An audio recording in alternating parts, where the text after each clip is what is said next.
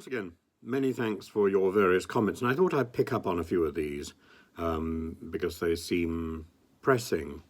The first one is a comment about, what's his name now? Roald Dahl. Roald Dahl. I actually knew one of his daughters. Roald Dahl's alleged anti-Semitism. Well, it's pretty well established. Maybe its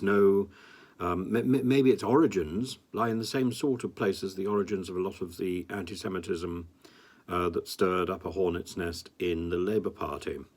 An inability to see a distinction between criticising the present government of the State of Israel, supporting the State of Israel, and supporting the Jewish people.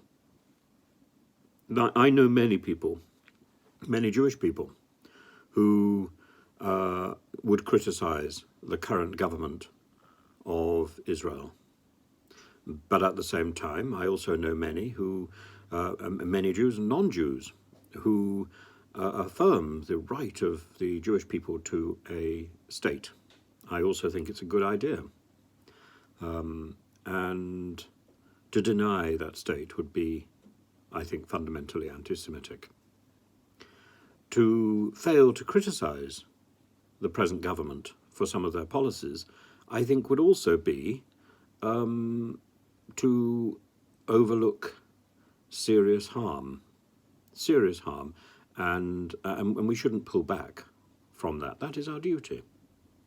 But there are ways to do it, and to compare what is going on in modern Israel with the Holocaust is, of course, foolishness and deliberately provocative. This is something that I'm afraid is something that Roald Dahl did, and he was wrong. And he also criticized newspapers for being owned by Jewish people. He said there aren't any non-Jewish publishers anywhere. I mean, completely ridiculous, prejudiced, and absurd. And it goes on. There are plenty of instances where Roald Dahl was issuing heinous and utterly unacceptable statements. So from that point of view, yes, but those don't get into the books for the most part. I don't think they get into the books at all. I don't think I even need to qualify it. There are other forms of prejudice which are in the books, but I think those can be explained away and contextualized. And I don't think the books need to be rewritten, and if they are rewritten, then we are hiding a significant part of our literary heritage and of our history, and that gets us into more trouble. Now, somebody else has pointed out, I was talking about the Nicola Bulley case, and I said speculation should stop.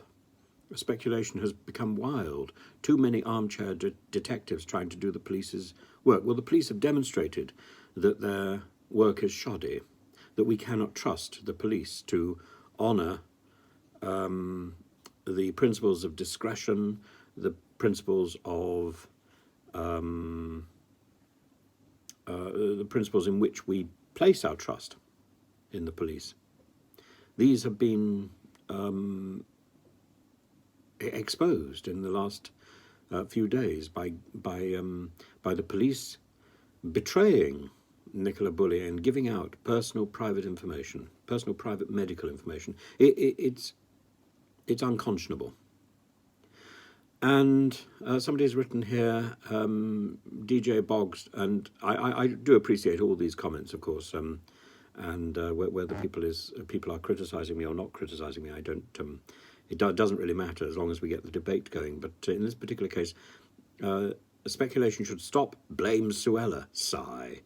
Well, the point is, I blame Suella because she is ultimately responsible for the police, and the idea that Suella was not directly responsible for the police betraying this trust and betraying personal information, giving out personal information, it's true, she didn't authorize that, I'm sure. But she is ultimately the figurehead of the Home Office, and she should be seen to take responsibility. That is the standard of ministerial responsibility which was set up in the past. I think probably. I think there might have been one other person, one of the Labour ministers, during the Mr. Cook, possibly actually during the Blair premiership, but the last minister to resign with honour on a matter of principle was Carrington, Lord Carrington, over the invasion of the Falklands. It certainly wasn't his fault. It certainly wasn't his, quote, direct responsibility, but he was the Foreign Secretary at the time, and he did the right thing. And so if everybody is busy blaming everybody else, then nobody takes responsibility. And that we see from the present cluster of ministers, and we shouldn't be surprised that trickles all the way down. So in the end, nobody takes responsibility for the things that go wrong. It's always somebody else's fault. We need to lead from the front.